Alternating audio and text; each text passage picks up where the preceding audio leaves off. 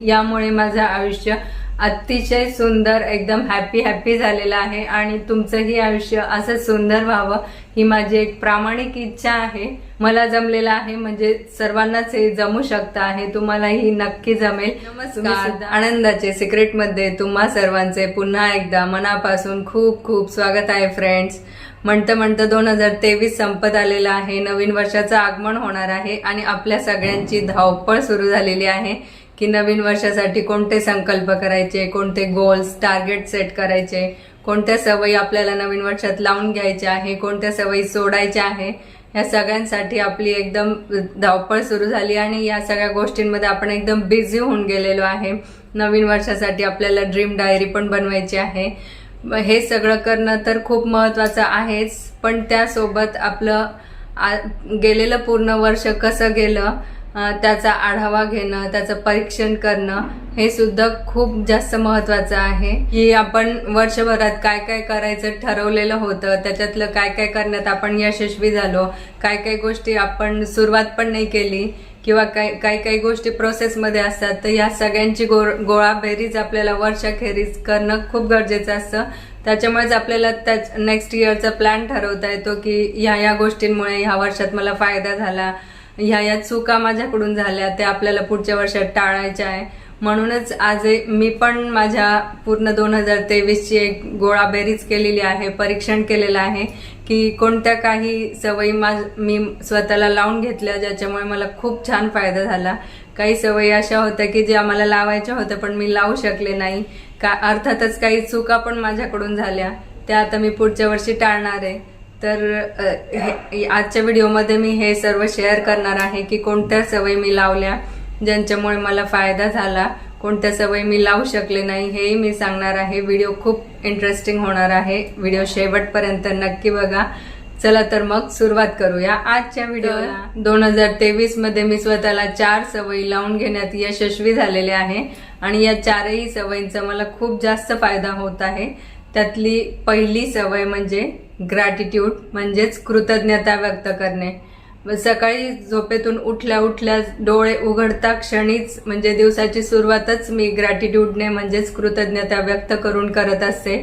सगळ्यात पहिले तर ईश्वराला किंवा युनिव्हर्सला किंवा तुम्ही ज्यांना मानतात त्यांना आपल्याला कृतज्ञता व्यक्त करायची असते, तशी मी करते।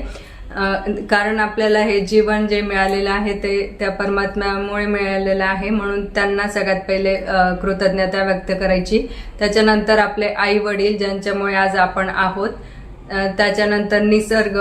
अशा प्रकारे उठल्या या 2-4 गोष्टींसाठी मी लगेच कृतज्ञता व्यक्त करते आणि त्यानंतरही पूर्ण दिवसभरात प्रत्येक छोट्या मोठ्या गोष्टीसाठी कृतज्ञता व्यक्त करण्याची मला ती सवयच लागून गेलेली आहे। आपल्याला घर आहे, आपल्या घरात लाईट आहे, पाणी आहे, हवेत आपल्याला श्वास घेण्यासाठी ऑक्सिजन आहे, 1 ना 2 ना हजारो, फक्त आपण आजूबाजूला बघितलं तरी आपल्या घरात असंख्य गोष्टी असतात। प्रत्येक गोष्टीसाठी जेव्हा आपल्याला कृतज्ञता व्यक्त करण्याची सवय लागते तेव्हा आपला एकदम माइंडसेट खूप पॉझिटिव्ह होऊन जातो। आपण कोणाशी कंपॅरिझन करतच बसत नाही की हिच्याकडे हे आहे माझ्याकडे ते नाही।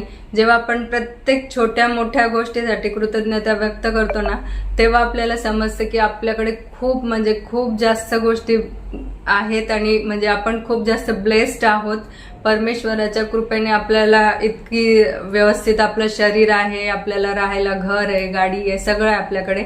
या गोष्टी आपल्याला फक्त जेव्हा आपण प्रत्येक छोट्या मोठ्या गोष्टीसाठी जेव्हा कृतज्ञता व्यक्त करायला शिकतो तेव्हाच समजतात। आणि जेव्हा आपण कृतज्ञता व्यक्त करतो तेव्हाच लॉ ऑफ अट्रॅक्शनच्या नियमाप्रमाणे त्या गोष्टी आपल्या जीवनात अधिकाधिक आकर्षित होत जातात। कारण परमेश्वरालाही कळतं की ही जर कृतज्ञता व्यक्त करते हिला ह्या सगळ्या गोष्टी आवडतात आहे, म्हणून आपण कंप्लेनिंग मोड सोडून जेव्हा ग्रॅटिट्यूड मोडमध्ये येतो, कृतज्ञता व्यक्त करतो, तेव्हा आपल्या आयुष्यातला अबंडन्स दिवसेंदिवस खूप वाढत जातो। याचा मला खूप चांगला अनुभव आलेला आहे। ही सगळ्यात बेस्ट सवय आहे। कृतज्ञता कशी व्यक्त करायची, कोणत्या कोणत्या गोष्टींसाठी व्यक्त करायची हे जर तुम्हाला माहित नसेल, जाणून घ्यायचं असेल तर आपली त्याच्यावर प्लेलिस्ट आहे, मी त्याची लिंक देते आहे, ते सगळे व्हिडिओज नक्की बघा। Number 2, affirmations. सकाळी उठल्या एकदा कृतज्ञता व्यक्त केली की मग कृतज्ञता व्यक्त केल्यानंतर दिवसभरातले आपले सगळे काम करता करता मी सतत ॲफर्मेशन्स म्हणत असते, मनातल्या मनात काम करता करता. आदरणीय शिवानी दीदींकडून आपण बरेच छान छान ॲफर्मेशन्स शिकलेलो आहे की मी खूप शक्तिशाली आत्मा आहे, I am fit, I am healthy, me money magnet आहे, माझे सर्व नातेसंबंध खूप मजबूत आहे, I am very much healthy, I am happy. Affirmations आपण कोणत्याही लँग्वेजमध्ये म्हणू शकतोय, मराठी, हिंदी, जी तुम्हाला कम्फर्टेबल आहे ती कोणत्याही लँग्वेजमध्ये. ॲफर्मेशन्स सतत बॅक ऑफ द माइंड जेव्हा आपण म्हणत असतो ना, त्याचा मला तरी खूप जास्त पॉझिटिव्ह फायदा झालेला आहे. आपला त्याच्यामुळे हळूहळू एक पॉझिटिव्ह माइंडसेट डेव्हलप होत असतो. त्याच्यामुळे ही पण एक मला खूप चांगली सवय लागलेली आहे असं म्हणता येईल. ॲफर्मेशन्स म्हणजे काय, ते कसे म्हणायचे, वेगवेगळ्या गोष्टींसाठी वेगवेगळे ॲफर्मेशन्स, हे सगळं ॲफर्मेशन्सची प्रॉपर प्लेलिस्ट आपल्या चॅनलवर आहे. तीही तुम्ही बघितली नसेल तर नक्की बघा, मी त्याची लिंक देते आहे. 3 एक्सरसाइज किंवा व्यायाम. एक्सरसाइज करणं हे ऍक्च्युली आपल्यामधल्या प्रत्येकाने कधी ना कधी प्रत्येक वर्षीच आपण हा संकल्प ठरवतो. अगदी युनिव्हर्सल न्यू इयर रिझोल्युशन म्हटलं तरी चालेल की आपण प्रत्येक जण ठरवतो की नवीन वर्षात मी नक्की व्यायामाला सुरुवात करणार आहे. या प्रकारचा व्यायाम, त्या प्रकारचा व्यायाम, वॉकिंग, रनिंग, जिम, काही ना काही आपलं ते एक गोल किंवा म्हणा किंवा एखादा संकल्प तो प्रत्येकाचा न्यू इयर मध्ये असतोच.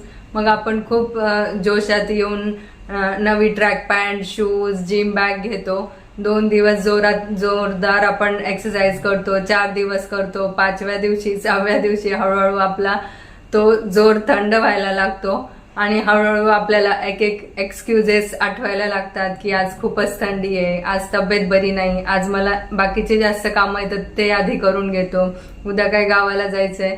हळूहळू असे एक्सक्युजेस देत देत आपलं हे सगळं प्रकरण बंद पडायला लागतं. असं माझ्या बाबतीत खूप वेळा झालेलं आहे की दरवेळेस मी ठरवते की नाही आता ही 1 तारीख गेली तरी पुढच्या 1 तारखेपासून तर नक्कीच मी एक्सरसाइज सुरू करणार.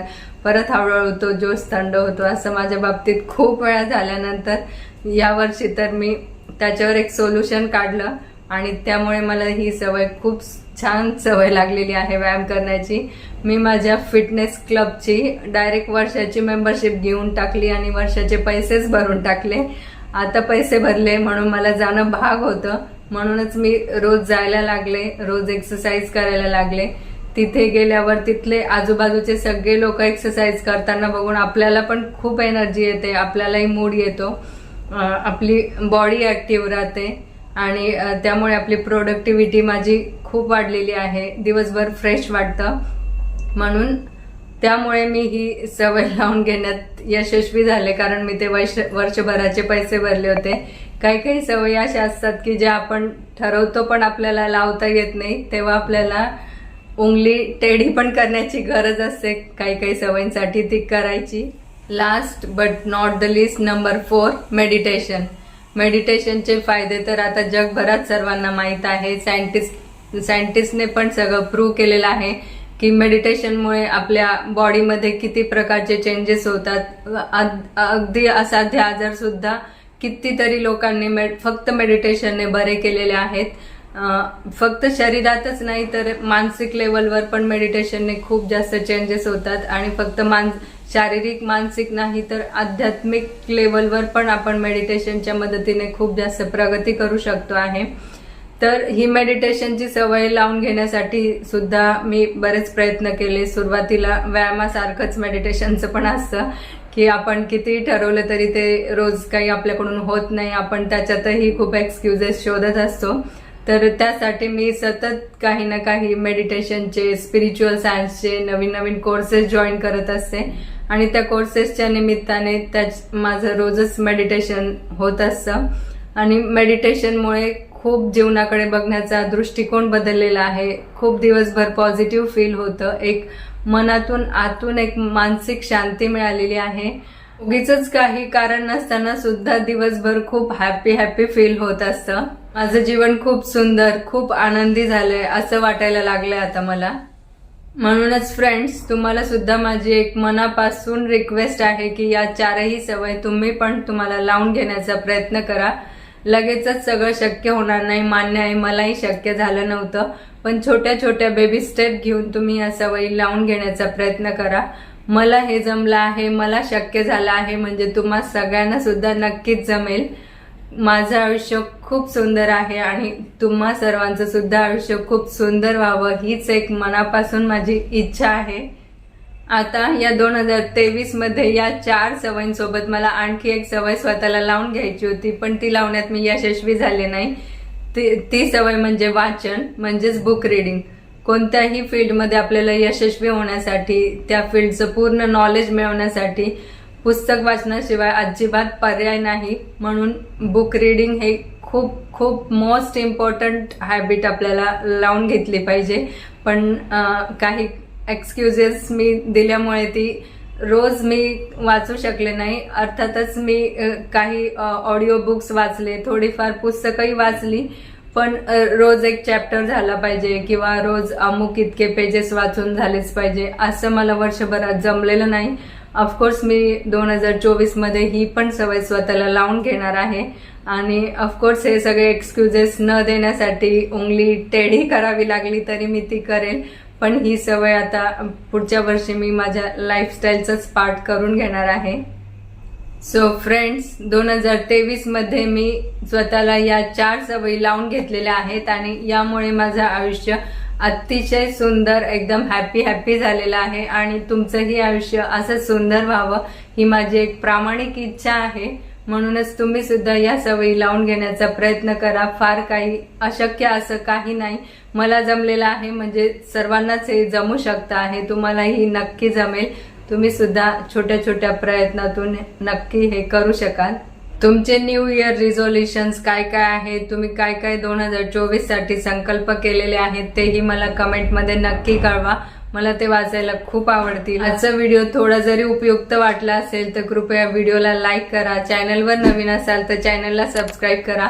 आजचा व्हिडिओ संपूर्ण बघितल्याबद्दल तुम्हा सर्वांचे मनापासून खूप खूप धन्यवाद. लवकरच भेटणार आहोत अशाच एका इंटरेस्टिंग इन्फॉर्मेटिव्ह व्हिडिओ सोबत. तोपर्यंत स्टे हेल्दी, स्टे हॅपी.